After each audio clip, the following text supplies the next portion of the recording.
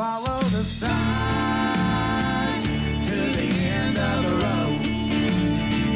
Don't let the rain make you lose control. And don't be afraid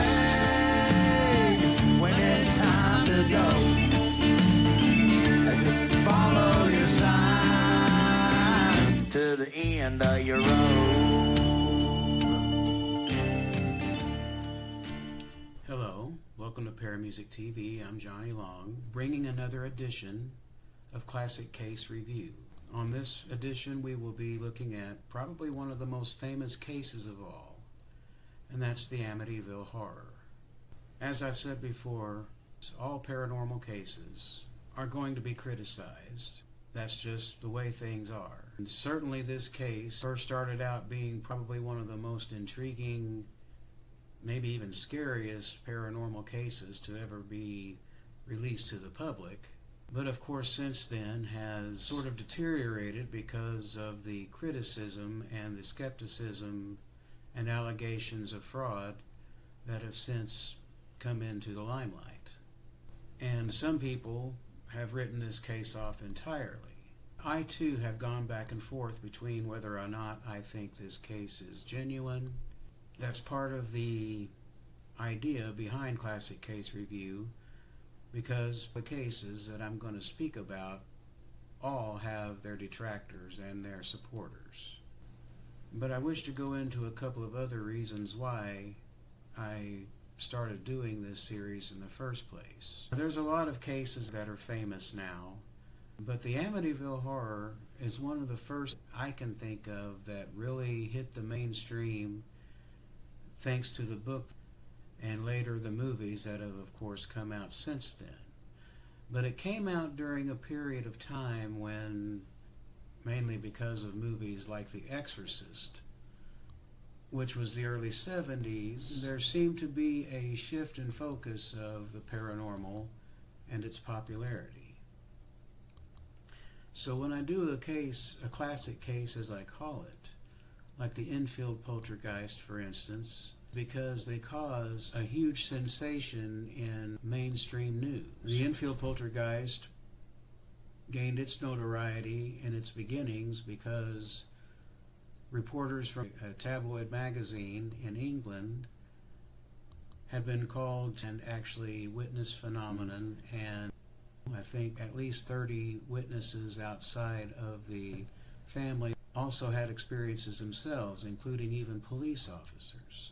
The Amityville Horror found its notoriety after the book The Amityville Horror came out, written by Jay Anson on behalf of the Lutz family that experienced this case. And another reason why this case became so popular is because it was just so over the top when it came to the things that were experienced during the 28 days that the Lutz family lived in the house. At this point in time, it really seemed like that this case was beyond all others. And again, I will make comparisons between the Enfield Poltergeist and maybe even the Bell Witch, because all three of these cases share a lot of things in common. Now, the Lutz family would move into the home around December of 1975. After a long search, they finally settled on this particular house because it was a 4,000 square foot home for the bargain price of $80,000. But they would also learn why they were paying such a small price for this home.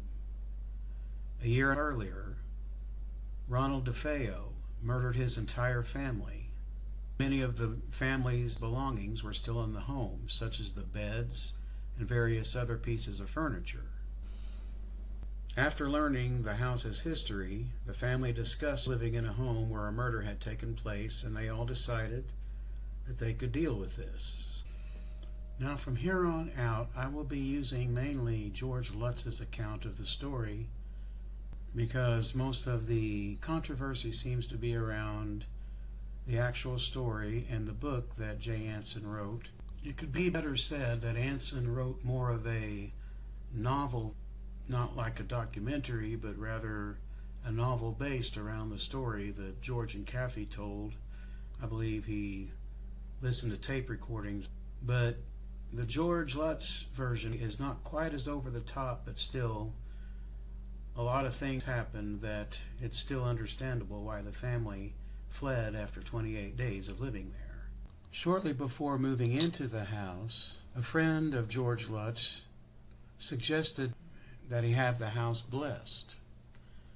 George was a non-practicing Methodist and was not familiar with this term, but his wife Kathy, who was a non-practicing Catholic, told him the reasons behind doing such a thing. Lutz only knew one Catholic priest, a certain Father Piccararo. He had worked with George during his annulment a few years ago, and they had remained friends. He agreed to bless the house, and according to Lutz, although Father Piccararo did not discuss any blatant activity, he did say that he felt very uncomfortable in what is called the sewing room, which is a hub of activity during the story. Father Piccararo would tell the Lutzes that no one needed to live in that room. Now, of course, when they moved in the home, it wasn't like the activity started right away, at least not to the point it became, but they are small things that add up after a while. One of the things that occurred the most was the door to the boathouse would be open, even though he knew he had closed it. Thinking at first somebody was responsible, he soon found whatever was going on, it wasn't anyone in the family, nor was there anyone trespassing. So, of course, he was always checking the boathouse door, which of course would still sometimes be open. And on one night of doing this, he again had to close the door, and as he walked back into the house and walked upstairs, passing by Melissa's room, he saw what he describes as an adult-sized figure moving around, which this seems to be the moment when George realized that something was going on. And it seems from here on out things started gaining a bit more momentum. Now, Kathy Lutz did not do a lot of interviews, especially after the case became more well known. She only spoke on a few television shows, but she started experiencing the feeling of somebody walking up behind her and embracing her. And now there were many sounds that were inexplicable. They would hear the front door slam, but there would be no evidence that the door actually opened, and sometimes the family dog would be sleeping in the living room and didn't wake up and respond to the sound. A ceramic lion that actually Kathy had bought George as a gift would be found moved out of the place that they put it in, sometimes even changing rooms altogether, to the point that they decided to throw it away, and when they did, it came back, and none of the family claimed responsibility. They weren't ever able to get rid of it. And Kathy one day would find what is now called the Red Room, a secret room that was found behind the bookcase. It was just a small room. Sometimes it would smell like sewage, not all the time. And the family dog, Harry, would not go into that room. And one of the strangest sounds that was heard was the sound of what George described as a marching band in his living room. Upon going downstairs, he was still hearing the noise, but as soon as he entered the room, it stopped. Now, of course, he didn't see anyone in the room, but many of the carpets and some of the furniture had been moved back as if to make room, as he describes, for people to dance. And now things would go up a notch when George and Kathy, one night lying in bed, Kathy Lutz levitated and started to move off of the bed, George had to grab her and bring her back, which of course was an extremely scary experience. Now, sometime later, both of them experienced being levitated around the room and actually found it an enjoyable and amusing experience and were not as frightened as they were this first time Kathy was pulled off the bed. Another truly strange phenomenon that has to be exceedingly rare was when Kathy Lutz, this is also in the book by Jay Anson, although not portrayed quite in the same way, when she took on the appearance of what George describes as an old hag. This manifestation lasted for several hours until she finally went back to her normal appearance. It happened a second time, but this time it was not in the house, but rather her mother's house. Again, this happened and was also witnessed by her mother. And again, it took several hours for her appearance to go back to normal. On the advice of a friend that told them how to bless a house, how to open the windows and say the Lord's Prayer in each room, and whatever was in there supposedly would go away. Now, according to the Lutzes, this made matters worse. But as they were blessing the house with the windows open, Danny Lutz, in his room, had his hand on a windowsill, and the window came down on his hand. And when the family came to his aid, his hand looked as if it was crushed. His fingers were deformed, and they were clearly going to have to take him to the hospital. However, by the time they all got ready to go to the hospital, his hand was fine. And of course, there's also what might be called ectoplasm, which came from keyholes in the doors, would drip this substance that they could not figure out what it was. There's a couple of other cases that I will talk about that also display this sort of phenomena. But these are the moments that are the most dramatized in Jay Anson's books. But perhaps the creepiest and most memorable moment of the books and the story in general is the imaginary friend of Melissa's. She would talk about seeing a little boy, but also it would sometimes appear as a small or a large pig. And although this moment is more dramatized in the book, Kathy Lutz would see the appearance of what looked like red eyes outside of the window one night when she was talking about this imaginary friend.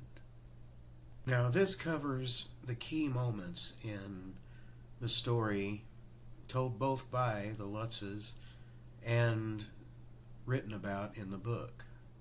But the last couple of days before they decided to leave.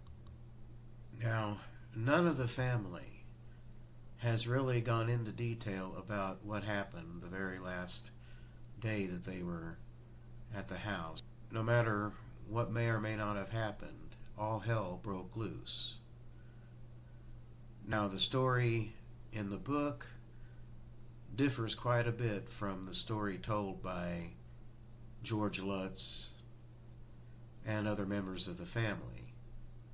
But on the very last day that they were there, apparently with everyone in their beds, all of a sudden all the beds in the house began to shake. And this lasted for quite a while.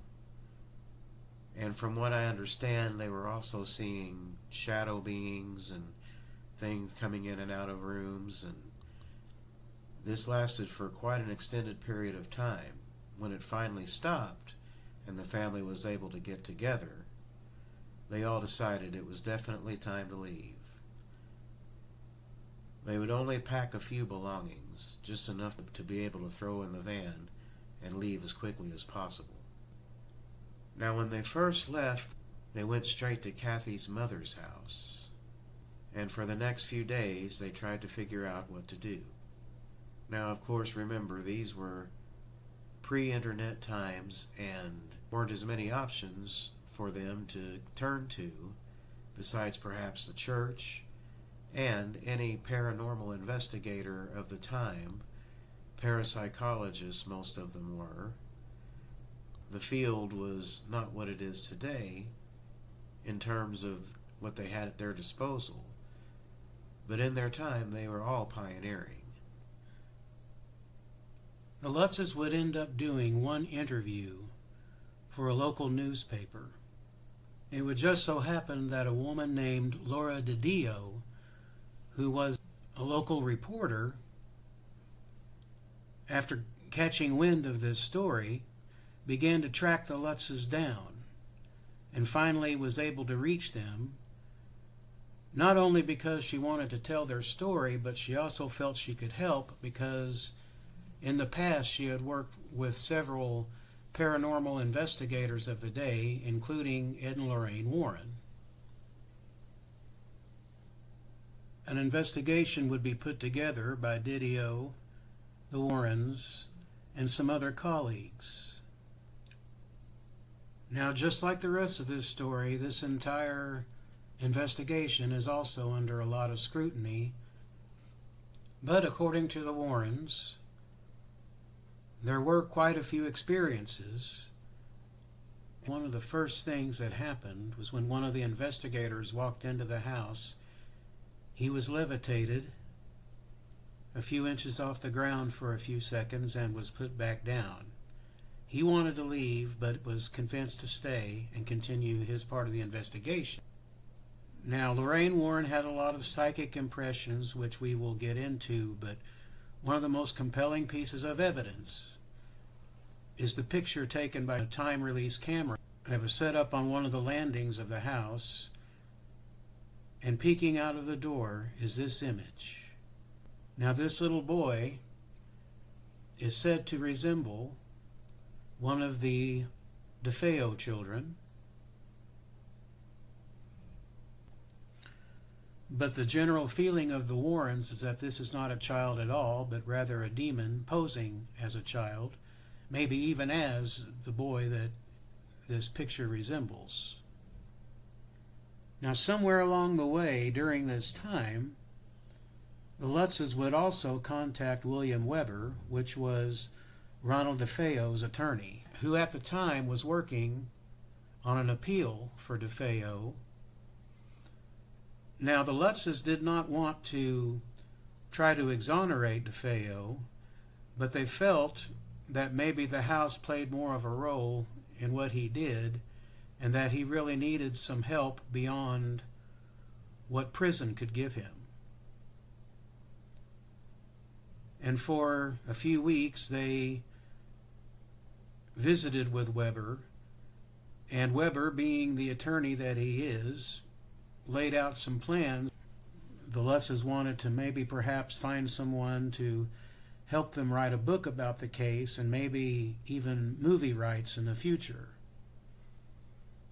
So there is the infamous tape of the Lutzes talking with Weber about what happened, but also talking about how to exaggerate some portions of the story to make it a little more appealing.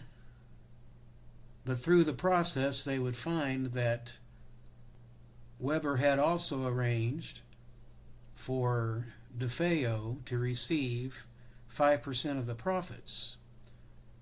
And the Lutzes declined this idea and broke off all contact with Weber. And unfortunately, I think this is the beginning of what would turn the Amityville Horror into a possible hoax.